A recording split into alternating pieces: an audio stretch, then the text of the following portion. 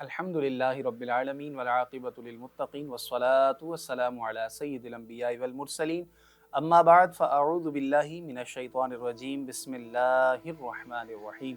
الحمدللہ نور الہدا net work کے تحت محرم الحرام میں مختلف علماء کرام اہل بیت اطہار کے شان اور فضائل وغیرہ بیان کر رہے ہیں، تو اسی سلسلے کو آگے بڑھاتے ہوئے آج میں آپ کی خدمت میں حاضر ہوں اور انشاءاللہ العزیز آج ہم ان امام حسن مجتبی رضی اللہ تعالی عنہ کی سیرت کے حوالے سے چند باتیں آپ کی خدمت میں گوش گزار کریں گے۔ اللہ تبارک و تعالی مجھے حق بات کہنے اور اس کے تقاضوں کے مطابق ہم سب کو عمل کرنے کی توفیق مرحمت فرمائے۔ سامعین محترم، آج ہماری گفتگو امام حسن بن علی بن ابی طالب رضی اللہ تعالی عنہ کے حوالے سے ہے۔ آپ کی ولادت سے قبل روایت کے اندر آتا ہے کہ ام فضل رضی اللہ تعالی عنہا آپ نبی علیہ الصلوۃ والسلام کی خدمت میں حاضر ہوئیں اور عرض کرتی ہیں، یا رسول اللہ، میں نے ایک خواب دیکھا ہے کہ جس میں ایک چاند کا ٹکڑا میری گود میں آ گیا، جس کی تعبیر خود رسول اللہ صلی اللہ علیہ وآلہ وسلم نے بیان فرمائی کہ خوشخبری ہو، ہمارے ہاں ایک لڑکا پیدا ہوگا اور وہ لڑکا تمہارے سے رضاعت کروائی جائے گی اس کی، او کما قال علیہ السلام۔ تو یہ امام حسن رضی اللہ تعالی عنہ کی پیدائش سے پہلے کی بشارت تھی جو رسول اللہ صلی اللہ علیہ وسلم نے تعبیر کی صورت میں حضرت ام فضل کو بیان فرمائی۔ اسی طریقے سے جب امام حسن رضی اللہ تعالیٰ عنہ کی ولادت ہوتی ہے، روایت کے اندر آتا ہے مولا مرتضیٰ رضی اللہ تعالیٰ عنہ آپ کے 9 نکاح تھے، جن میں سے سب سے زیادہ فضیلت رکھنے والی جو اولاد ہے وہ سیدہ خاتون جنت رضی اللہ تعالی عنہا سے، انہی کے حوالے سے سب سے زیادہ فضائل و مناقب بیان کیے گئے ہیں۔ اور حضرت سیدہ فاطمہ الزہرا رضی اللہ تعالی عنہا، اس کو امام اعلیٰ حضرت امام اہل سنت نے فتاوی رضویہ کے اندر بھی نقل فرمایا کہ آپ کی 5 اولاد ہیں، ایک روایت کے مطابق 6 ہیں اور ایک روایت کے مطابق 5 ہیں، تو ان میں سے سب سے پہلے شہزادے امام حسن مجتبی رضی اللہ تعالی عنہ ہیں۔ جب آپ کی ولادت ہوئی تو آپ کا نام آسمان سے بھیجا گیا، جبریل حاضر ہوتے ہیں اور عرض کرتے ہیں، یا رسول اللہ صلی اللہ علیہ وسلم، ان کا نام ہارون علیہ السلام کے صاحبزادے شبر کے نام پر رکھا جائے۔ تو نبی علیہ الصلوۃ والسلام نے فرمایا، یہ تو عبرانی زبان کا لفظ ہے۔ تو عربی کے اندر اس کی ٹرانسلیشن حسن کی گئی اور نبی علیہ الصلوۃ والسلام نے امام حسن آپ کا نام رکھا، اور یہ گویا کہ آسمان سے نام دیا گیا۔ اور کیا کمال آپ کا حسن، اور کیا رسول اللہ صلی اللہ علیہ وآلہ وسلم کی آپ نے تربیت پائی۔ رسول اللہ نے آپ کا نام نامی حسن رکھا اور اپنے لعاب دہن سے آپ کو گھٹی عطا فرمائی۔ تو یہ امام حسن رضی اللہ تعالیٰ عنہ یہ وہ شہزادے ہیں کہ جنہیں نبی علیہ الصلوۃ والسلام نے فرمایا کہ یہ میرا بیٹا جنتی نوجوانوں کا سردار ہے۔ یہ امام حسن اور امام حسین دونوں کے بارے میں کہ یہ میرے جو 2 شہزادے ہیں یہ جنتی نوجوانوں کے سردار ہیں۔ اور کیا کمال ہمارے علماء نے اس بات کو بیان کیا کہ امام حسن رضی اللہ تعالی عنہ آپ سیرت کے حوالے سے حضرت علی کرم اللہ تعالی وجہہ الکریم سب سے زیادہ، اگر کسی نے آپ رسول اللہ صلی اللہ علیہ وآلہ وسلم کا شبیہ بیان فرمائی، اور آپ علیہ الصلوۃ والسلام، ایک تو یہ ہے کہ آپ نے معجزات دکھائے، نبوت کے لیے جو دلائل ہوتے ہیں ان میں سے ایک دلیل انبیاء کا حسن بھی ہوتا ہے، ان کی متناسب الاعضاء، ان کا کامل ہونا بھی ہوتا ہے۔ تو سب سے زیادہ جو حضرت علی کرم اللہ تعالی وجہہ الکریم نے آپ علیہ الصلوۃ والسلام کی صورت اور سیرت بیان فرمائی ہے، آپ فرماتے ہیں کہ سب سے زیادہ اگر کوئی مشابہ رسول اللہ کے ہے تو وہ میرا بیٹا حسن ہے۔ یعنی رسول اللہ کے مشابہ تو اور بھی صحابہ کرام تھے، لیکن سب سے زیادہ مشابہت رکھنے والے امام حسن تھے، جو سینے سے لے کے سر تک آپ نبی علیہ الصلوۃ والسلام کے مشابہ تھے۔ اور میرے امام نے کیا بہترین کلام فرمایا کہ معدوم نہ تھا سایہ شاہ ثقلین، معدوم نہ تھا سایہ شاہ ثقلین، اس نور کی جلوہ گاہ تھی ذات حسنین، اس نور کی جلوہ گاہ تھی ذات حسنین، تمثیل نے یعنی قدرت نے، تمثیل نے اس سائے کے دو حصے کیے، آدھے سے حسن بنے آدھے سے حسین، آدھے سے حسن بنے اور آدھے سے حسین۔ تو گویا کہ آدھی جو شبیہ ہے وہ رسول اللہ صلی اللہ علیہ وسلم کی امام حسن پر سر سے لے کے سینے تک، اور وہاں سے پاؤں تک امام حسین ان کے مشابہ تھے۔ تو یہ امام حسن امام حسین رضی اللہ تعالی عنہ کی شان ہے۔ اور کیا شان ہے کہ جن کو نبی علیہ الصلوۃ والسلام نے اپنا، روایت کے اندر آتا ہے نبی علیہ الصلوۃ والسلام نے امام حسن کو اپنی گود میں اٹھایا، حضرت ابو ہریرہ اس کو روایت کرتے ہیں، اور آپ نے فرمایا کہ رسول اللہ نے اپنی زبان مبارکہ امام حسن کے منہ میں ڈال دی، اور امام حسن رضی اللہ تعالی عنہ آپ بچپن کی عالم میں رسول اللہ کی زبان مبارکہ چوسا کرتے تھے۔ اور یہ کیا مبارک زبان ہے میرے دوستوں بزرگوں، یہ وہ زبان ہے، یہ وہ لعاب ہے کہ اگر آنکھ خراب ہو جائے تو رسول اللہ لعاب دہن ڈال دیں، وہ آنکھ ٹھیک ہو جایا کرتی ہے۔ اگر ٹوٹی ہوئی پنڈلی پر لگا دیں تو وہ ہڈی جڑ جایا کرتی ہے۔ اگر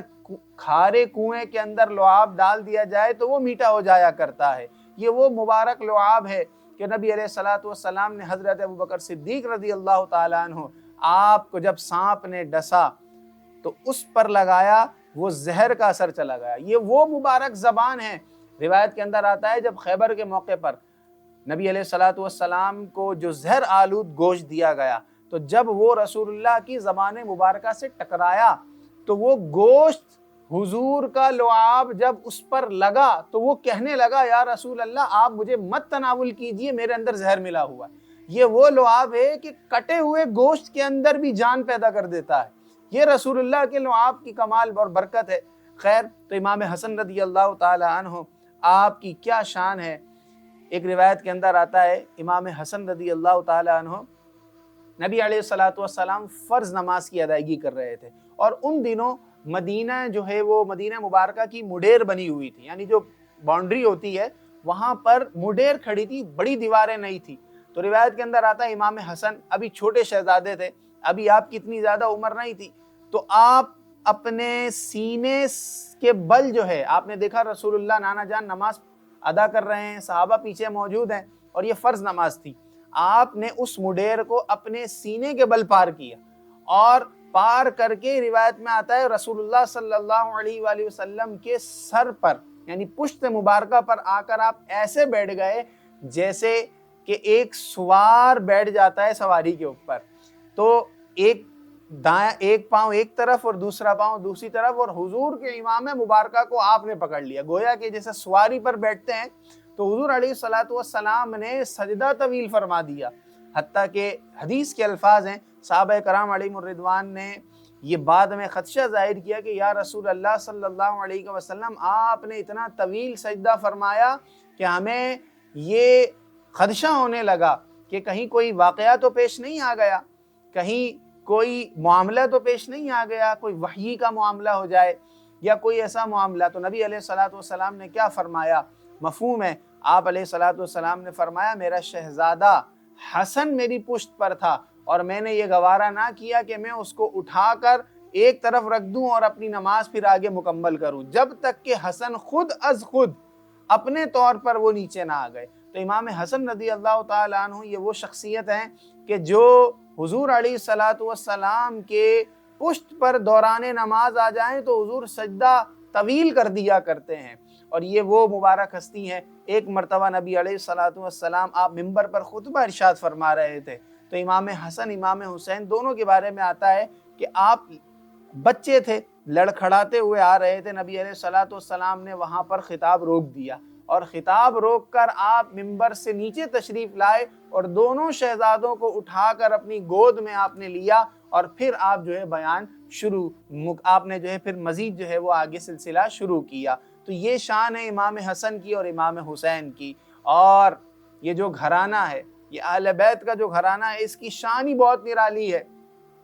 کہ حضرت علی کرم اللہ تعالی وجہ الکریم باب مدینۃ العلم ہے، اور حضرت فاطمہ الزہرا رضی اللہ تعالی عنہا آپ سیدہ خاتون جنت ہیں، اور امام حسن امام حسین آپ نوجوانان جنت کے سردار ہیں۔ امام حسن رضی اللہ تعالیٰ عنہ، آپ کے بارے میں خود رسول اللہ صلی اللہ علیہ وسلم نے فرمایا تھا کہ یہ میرا شہزادہ دو گروہوں میں صلح کروائے گا، اور یہی ہوا کہ حضرت ابوبکر صدیق رضی اللہ تعالیٰ عنہ آپ خلیفہ اول، خلیفہ بلا فصل، اس کے بعد عمر فاروق اعظم، پھر عثمان غنی رضی اللہ تعالیٰ عنہ، پھر حضرت علی کرم اللہ تعالیٰ وجہہ الکریم، اور پھر امام حسن رضی اللہ تعالیٰ عنہ آپ 6 ماہ خلافت پر مامور رہے، اور اس کے بعد آپ نے حضرت امیر معاویہ کے ہاتھ پر بیعت فرما لی۔ تو یہ جو ائمہ ہیں حضرت ابو بکر سے لے کر امام حسن مجتبیٰ تک، یہ خلافت جو ہے خلافت راشدہ ہوئی، اور آپ کی وصال کا، آپ کی شہادت کا کیا واقعہ ہوا؟ امام حسن رضی اللہ تعالی عنہ، آپ کی اولاد کے حوالے سے یہ آتا ہے کہ کم و بیش 15 اور 8 دونوں طرح کی روایتیں ملتی ہیں۔ ایک روایت کے مطابق 15 ہیں، ایک کے مطابق 12 ہیں، کہ آپ کے شہزادے جو ہیں وہ 15 ہیں یا 8 ہیں، ٹھیک ہے، 8 شہزادیاں ہیں اور 12 شہزادے ہیں، اس طریقے کی روایات ملتی ہیں۔ لیکن آپ کی وصال کا کیا سلسلہ ہوا؟ آپ کو پہلے دودھ میں زہر ملا کر دیا گیا، دوبارہ آپ کو کوشش کی گئی، اور تیسری مرتبہ آپ کو شربت میں زہر ملا کر دیا گیا۔ وہ زہر کیسا زہر تھا؟ وہ ہیرا جو ہوتا ہے نا، ہیرا پیس کر بالکل اس کو باریک کر کے اور شربت میں ڈال کر وہ آپ کو پلایا گیا، جس کی وجہ سے 40 روز تک آپ سخت تکلیف میں رہے۔ اور روایت کے اندر آتا ہے کہ آنتیں آپ کی جو ہے کٹ کٹ کے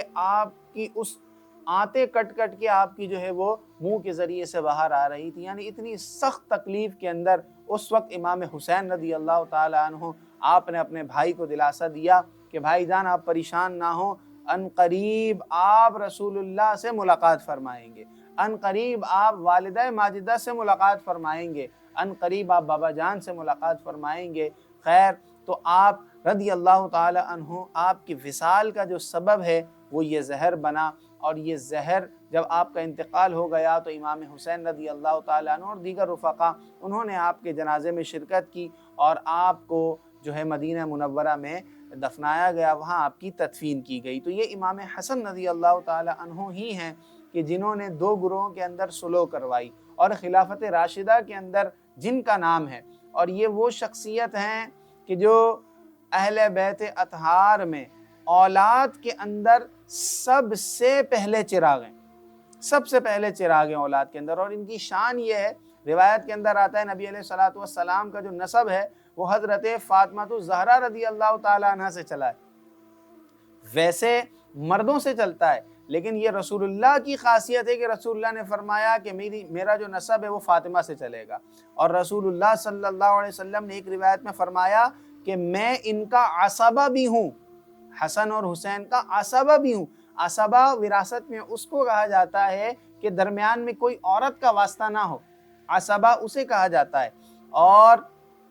نبی علیہ السلام نے کیا فرمایا کہ میں ان کا عصبہ بھی ہوں، یعنی کہ اگر علی کی اولاد یہ ہے تو علی کا نسب جب دیکھا جائے تو اوپر جا کر رسول اللہ سے مل جاتا ہے، قریش سے مل جاتا ہے، اور اگر فاطمہ کے ذریعے سے دیکھا جائے تو یہ رسول اللہ کی شہزادی ہیں۔ تو اس طریقے سے رسول اللہ صلی اللہ علیہ وسلم نے گویا کہ یہ فرمایا کہ ایک جہت سے میں ان کا دادا بھی ہوں اور ایک جہت سے ان کا میں نانا بھی ہوں۔ تو یہ رسول اللہ صلی اللہ علیہ وسلم نے اپنی محبت، اپنی شفقت کا اظہار اس طریقے سے فرمایا۔ اور کچھ لوگوں کو اعتراض اس میں ہوتا ہے، خیر، تو حضرت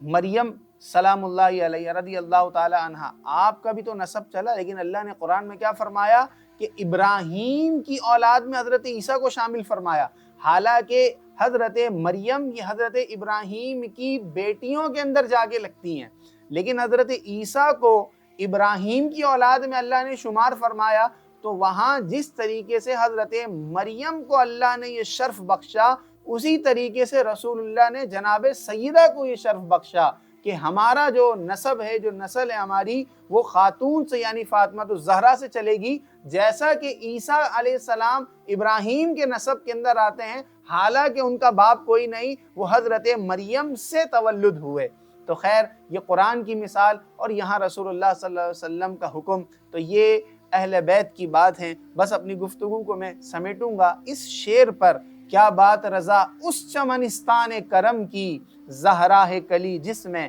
حسین اور حسن پھور۔ اللہ تبارک و تعالی ہمیں امام حسن کی سیرت کے مطابق اپنی زندگیوں کو ڈھالنے کی توفیق مرحمت فرمائے۔ وما علینا الا البلاغ۔